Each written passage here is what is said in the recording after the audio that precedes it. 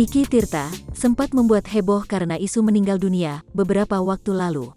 Sebuah video mengenai kematian aktor yang sempat dekat dengan Vanessa Angel ini diunggah di beberapa kanal YouTube. Menanggapi hal tersebut, Niki Tirta merespons dengan tubuh bugarnya seakan memberi sinyal bahwa ia baik-baik saja. "Puji Tuhan, alhamdulillah saya sehat. Ini baru selesai gym," tulis Niki Tirta seperti dikutip Grid ID, Minggu, tanggal 28 November tahun 2021. Di foto pertama, Niki Tirta sampai telanjang dada untuk menunjukkan bahwa dirinya sedang sehat. Dibagikan juga oleh Niki Tirta kanal YouTube yang membagikan hoaks dirinya meninggal dunia.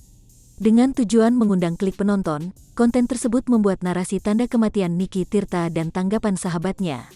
Niki Tirta sendiri kalem dan menyebut bahwa masih ada orang yang peduli padanya karena hoaks ini. Lebih lanjut, ia juga mendoakan sang pembuat konten supaya dilindungi Sang Maha Kuasa. "Makasih ya buat perang berita hoaksnya hari ini. Ternyata ada yang masih sebegitu pedulinya sama saya," ungkapnya. "Saya sehat, mudah-mudahan yang bikin kontennya selalu sehat dalam lindungan Tuhan. God bless you," timpal Niki Tirta.